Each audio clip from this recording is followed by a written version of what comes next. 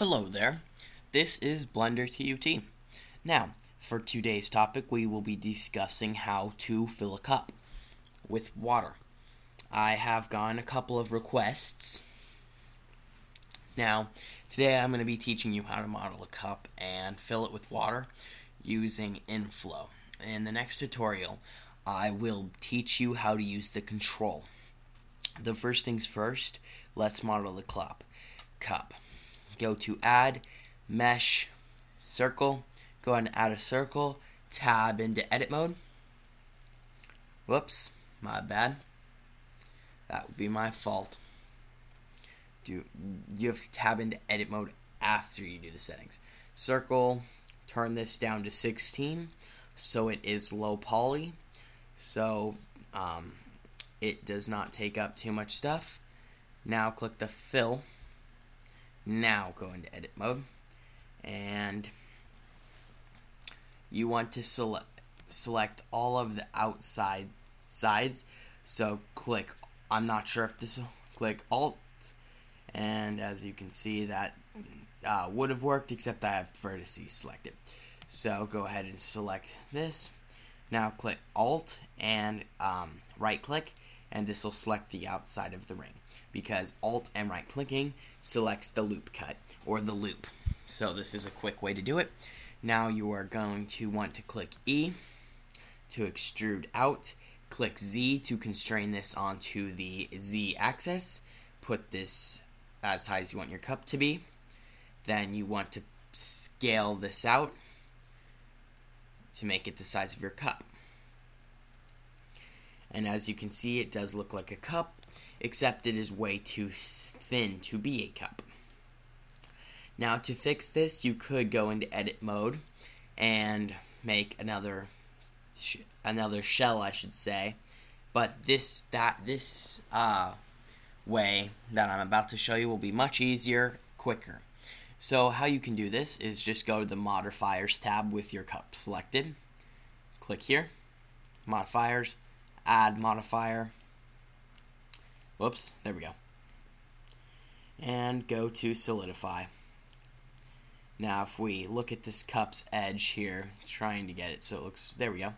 And I usually used a, as you can see it's going in. I used a thickness of 0.45 last time. So it looks good, and I just apply it. Now, I'm not going to be teaching you how to make an advanced cup. In the future, after I do my particle system tutorials in Blender, I will be doing a modeling tutorial. Then I will be doing a animation tutorial. I think that's the way it's going to go. This is the way I want it to go, but it may not go like that. So let's go ahead and add a subdivision surface by going to the modifiers, subdivision surface, make sure, and then basically you just want to change this to however you want it to look. So if I increase this, decrease this, wherever you want it to look like. In my case, I like it like this. Mostly, I don't have a cup like this, but, well, I do have a cup like this, it's just that it has a thicker bottom. So I'm just going to go ahead and apply that, make sure they're all set up. Click Apply. Now I'll have this, and if you go to the Edit Mode, you'll see that it has a lot more vertices and is a lot more complex. As you can see, it looks pretty good, but I don't like these lines here, so we're going to fix that by selecting the shading to smooth. And there we go, we have our cup, our beautiful cup. Alright, well, let's go ahead and add the domain object, which is required. So to put this middle cursor in the center, press Shift C. Now it's in the middle. Hold on, let me just turn on screencast keys here. Okay, I don't have screencast keys, so yeah, I don't have screencast keys on, so let me go ahead and find preferences. let me go ahead and add them. I'm going to go ahead and turn those on. Here. Yeah. Just go ahead and turn those on there. Start display. Mouse. Icon. There. Okay. This will help you a little bit now. This way I don't have to keep explaining. Well, I will, but this will help you a little bit more. Let's go ahead and add the domain object. Go to Mesh Cube. We're going to go ahead and scale this up just a small bit. This will be fine. As you can see, it's right in the center of the cup.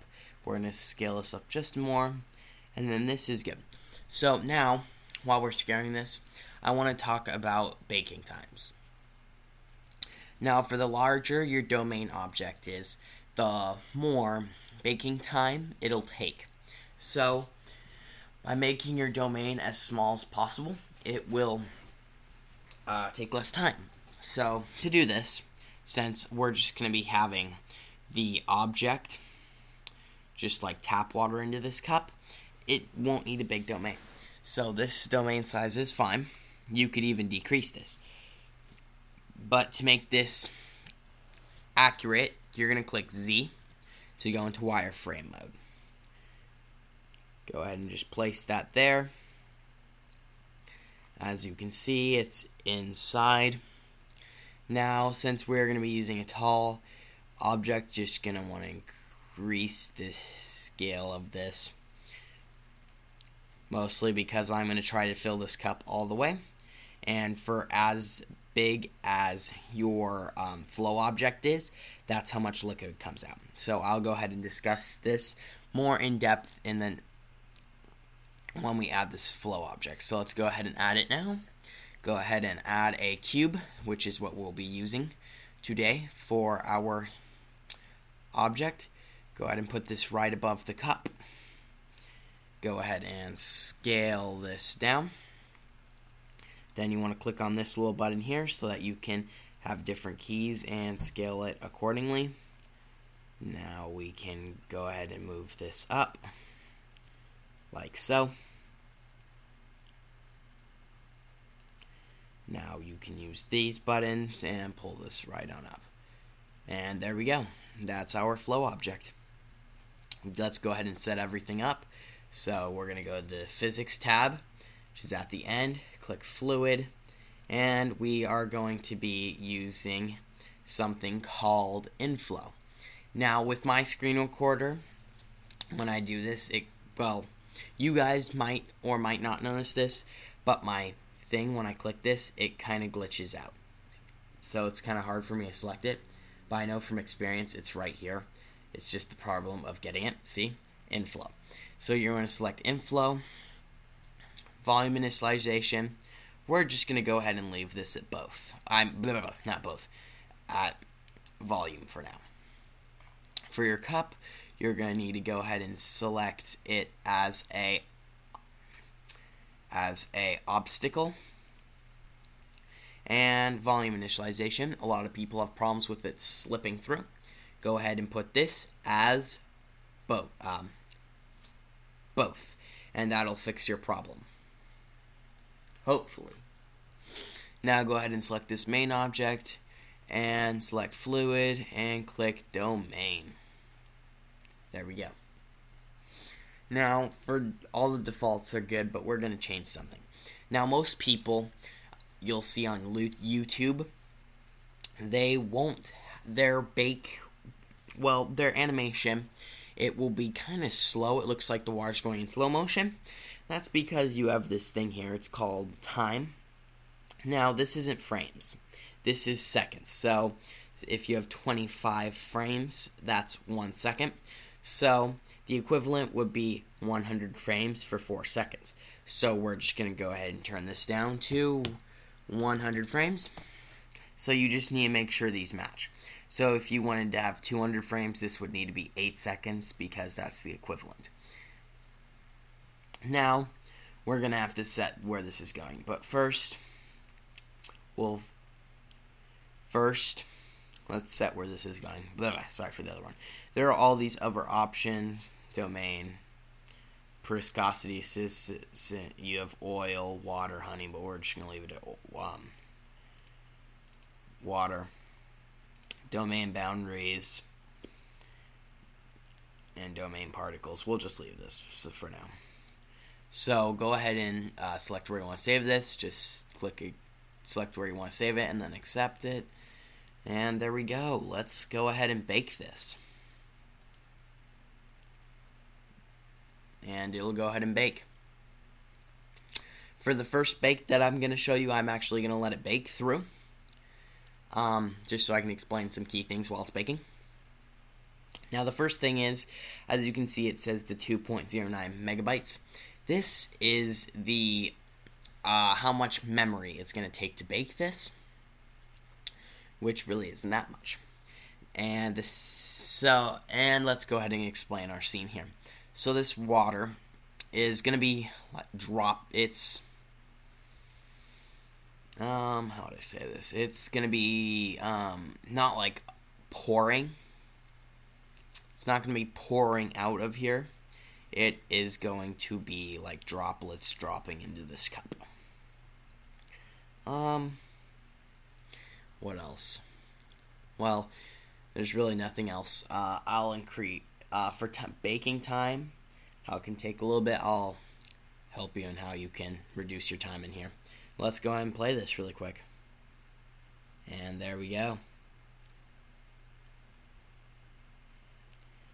Well, this is kind of boring watching in wireframe. Let's go ahead and change over to object mode.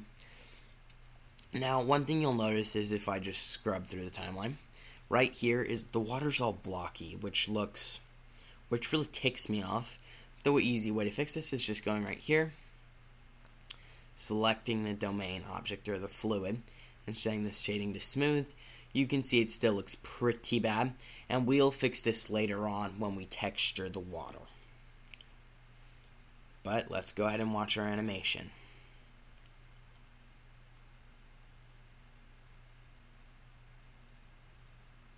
Pretty blocky now, but when we bake it at 150, which I'll be doing today, it'll look much better. So let's go ahead and do that. Looks pretty good. We're going to go and bake. But before I discuss baking, I want to discuss how to keep your bake time small.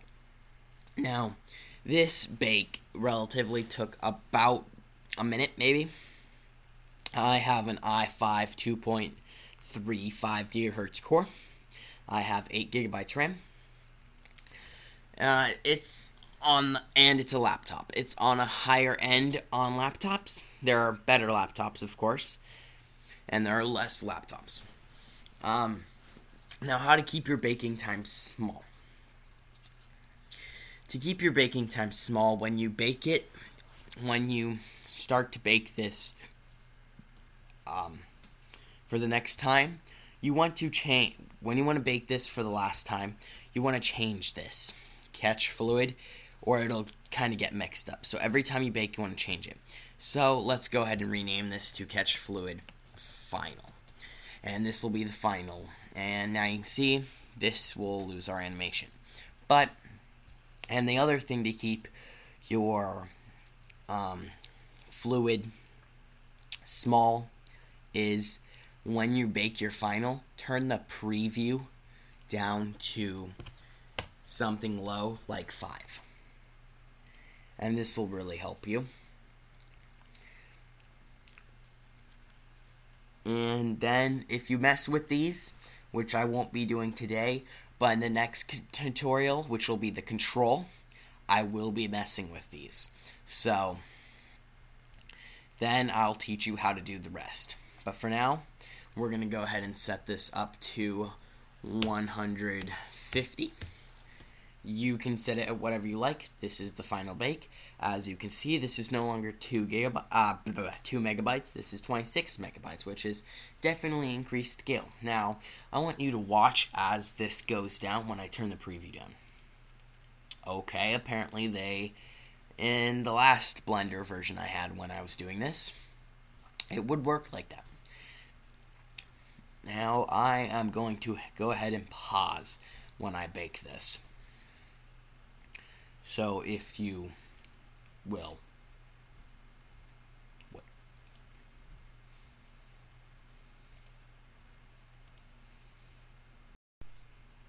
Hello, and I am back. Alright, well, easiest thing to say.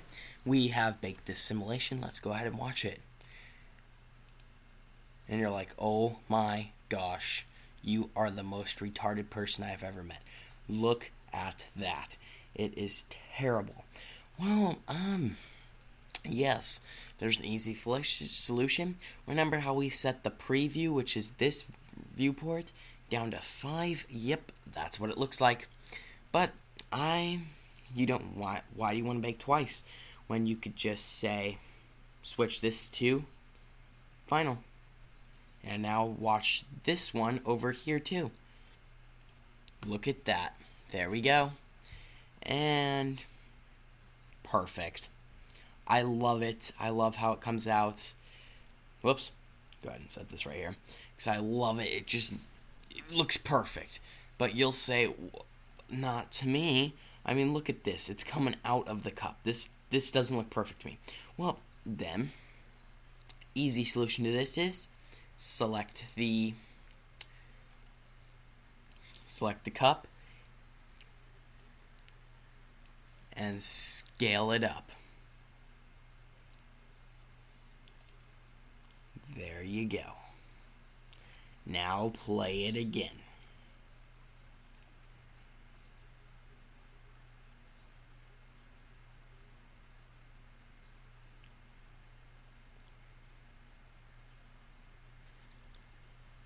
Now, as you can see,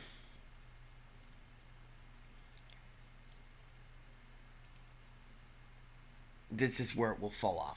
So if we go tab into edit mode here, you can see that it should be falling off a little bit lower. So if we just select the top, remember, alt click, select top, and go ahead and drag this down here.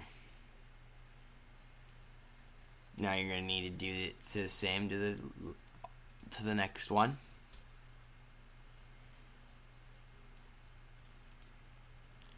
Alt click.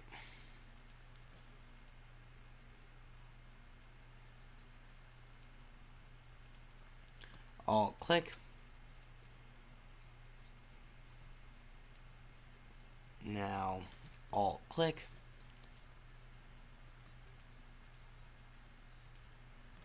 Go ahead and zoom in because I'm kind of missing here. There we go. Drag this down. Just refining the cup. In any animation, you have to refine stuff. So if you think it's just my animation, go check somewhere else. Now, I kind of like how this cup is set up. You might not, so edit the way you want, but I like how this cup is set up. Now, let's tab out of edit mode. Go ahead and save this. I like that. Looks nice. Now, if we play our animation, play, you can see it overflows the right way. As you can see here, it goes above the cup. And the funniest thing is, this is actually more realistic than if it was just overflow, because if you did this in real life, this is actually how it would look. Most people would not think about that, but I did do this to real life using a salt shaker, and it did do this relatively. It had a bubble on top of it when it filled the cup. So this is exactly what I was trying to model it after. Don't believe me? Try it yourself. Now, okay. Whoops. Uh-oh. Forget about that. Now we are going to get to the material. But let's go ahead and render first and see what problems we come up with. No light. So, this is not a lighting tutorial, and I really don't want it to be, so I'm just going ahead and delete this lamp here. Then we're going to go to the World tab, and we're going to make sure that the horizon color is set to black. And we are going to go ahead and make sure environment lighting is turned on, and indirect lighting is turned on. Now when we render this by pressing F12, you should see something that looks like this. Turn indirect lighting off, render it again. It looks like this. Once if we flip these, turn that off, then leave that on. Click F12, and you should see nothing. Ta-da! Turn that off, just turn environment lighting on. Now if we turn the samples up to about 15, this will really increase your render time. Just going to teach you a trick really quick. This probably isn't the best way to teach you this in the middle of a fluid tutorial, but as you can see, it's clear. So there you go. That's just a way to make your animation clear. But for this, I'm only going to be using 5. I think I'll use 7 just for you guys. Now if I render this out, F12, it should render faster. Yeah, it's rendering pretty fast for 1080p. I mean, come on. There we go. That looks good. Well, but you see the cup is white and everything else is white, and it's annoying. So let's go ahead and go to our 3D viewport. We're going to go ahead and set up the camera. And I can set mine up by just selecting the camera and going like this. If you're wondering how I did this, the simple way is just to go to the toolbar right here by clicking this plus or clicking N. And if you go to lock camera, no, it's not there. It is, hold on, I'll find it.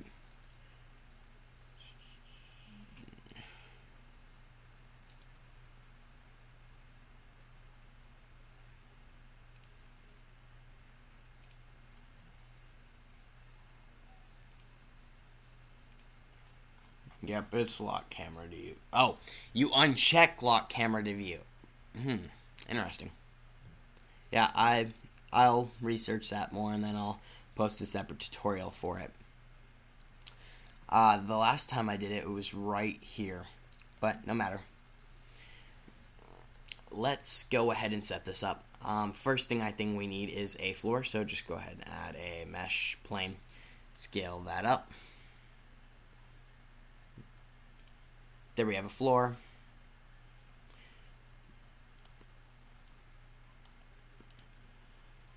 I'll just go ahead and move this back.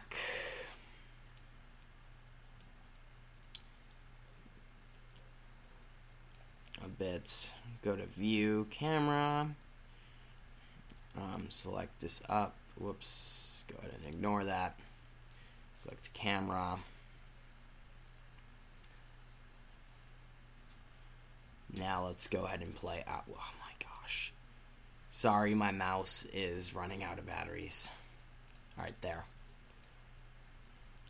Now let's go ahead and play this.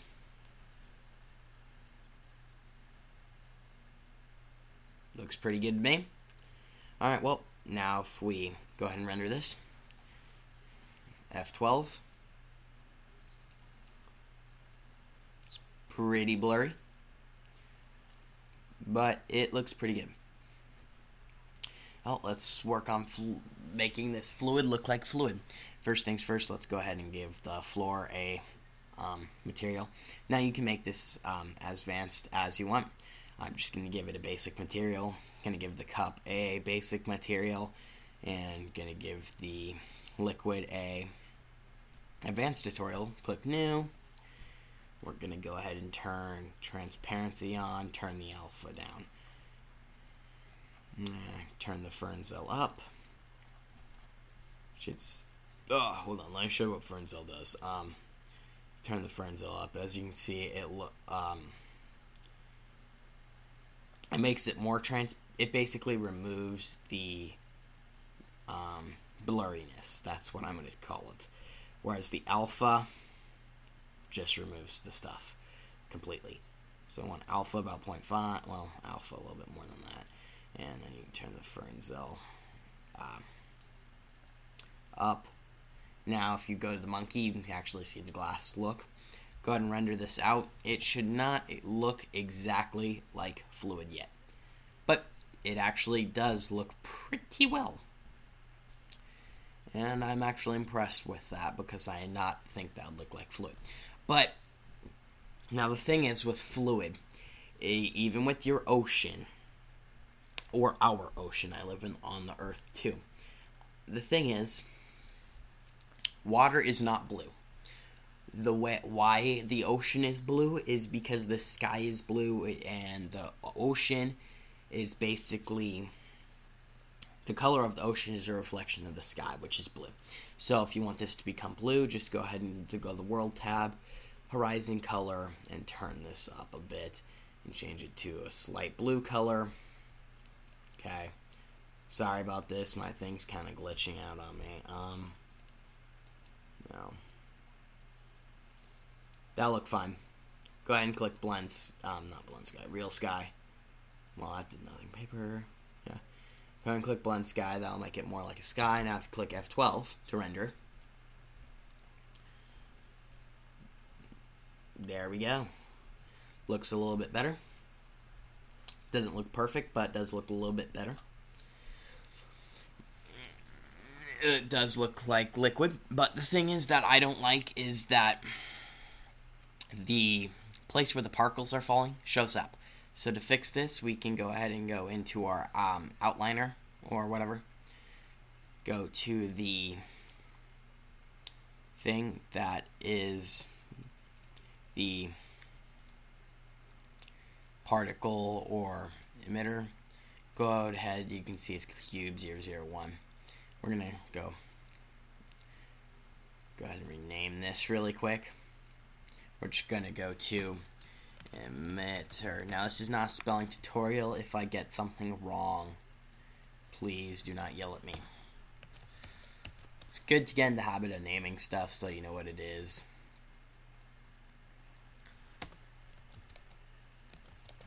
Domain. There we go. Now you can see what's... Oh, and let's just go... Well, circle really doesn't make sense, so let's go ahead and click here. And we can just name this cup. And there you go. Everything's named. Okay, let's go ahead and go to the emitter. And let's just go ahead and turn the emitter off from rendering. Now if we render this again, the emitter should not show up. Ta-da! The emitter is not showing up. Which, come to say, I think looks a lot better. Now when you're using environment lighting, it has a particular thing. I'm not exactly sure, but it looks like you lose a lot of quality, and it looks like the shadows and stuff are in the wrong place. So to fix this, I can turn off environment and use ambient occlusion, because it sort of, to me, works better for different things. So you can see it does the exact same thing. So I turn the factor down. Maybe just go to F12 again. Yeah, so that's basically what you have to deal with is lighting. So since I want this lighting to be particular, I'm going to go ahead and light the scene correctly. Let's go ahead and add a mesh. Lamp. Oh, what do I want to add? Let's go ahead and add a point lamp. Let's go ahead and lift this up. Let's go ahead and put it right here, right in the middle of nowhere, particularly. And this should light up what I'm thinking is inside the cup. Yep, and I am right. Okay. And as you can see, just one thing I want to point out is the water is basically the color of the cup. Well, okay, we're going to fix the cup to make it look like glass, but basically whatever the cup is what the water is going to look like that's inside the cup, because like I said, it's a color of water is a reflection of the outside world. Okay, so let's go ahead and light the rest of the cup to our camera. I usually, to save rendering time, only light up where I need it to be lit. So since the camera's facing right there, I'm only going to put one right where I need it. I'm probably going to put one over there. And that's all I'm going to be lighting. Now this probably to most people is like, wow, you're really dumb. You're not lighting the seam properly. It doesn't work. Well, like I said again before, this is not a lighting tutorial. So, yeah. Alright, well, it's getting a little bit too bright, so what I think I'm going to do. So I'll just fix these shadows by going to the light tab, turning the energy down to about 0.344. Now rendering this out. This should fix the basic shadows. Alright, that looks fine. This will all disappear when we use the thing, so we're going to go ahead and just fix the rest of the lighting since I've gone into it now. Turn the energy down. Turn the energy down. Good, there we go. F12. There we go. That's not too overwhelming. Go out and fix the cup now. Dang it. Keep selecting a little water. There we go. On materials, and do the exact same thing we did with the cup. Turn down the alpha and turn up the Fernzel. Fernzel, or however you want to pronounce that. Turn the monkey. Looks good. That looks fine. Render this. Wow. Not look like glass, but hey, looks like water. Sorry, bad joke. Turn the alpha down. No, turn the alpha up. What happens if I turn it up? Whatever. Now click F12. Looks a little bit more like glass. Turn this down.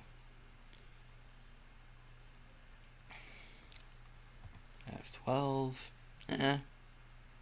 Oh, right. You turn mirror on. Forgot. Turn this up. And turn the reflectivity up. You could do subsurface scattering, but I figure mirror works a lot better. Now this should look a lot... Oh my gosh. There we go. I thought it was acting weird. This should look a little bit more like glass. And yes, it does. Yay, okay. Now that I've messed with all of these values, I am proud to say, great job. You officially screwed that up.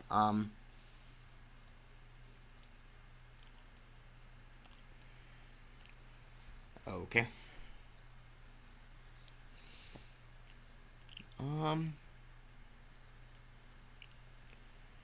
Another thing you might consider turning on when you are actually working with this is called motion blur, or where is it? Sampled motion blur. Just turn that on, I would. That'll just help you.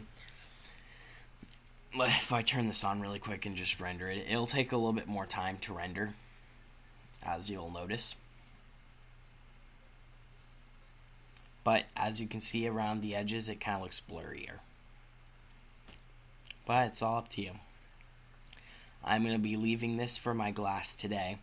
Now, glass, this is how you would make glass. It's just a matter of tweaking the settings to what you like turning up the depth, turning down the gloss, and I'm messing with these, but this is pretty good glass for relative.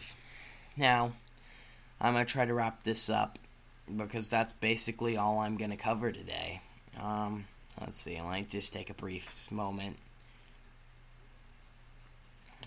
see if there's anything else I want to cover.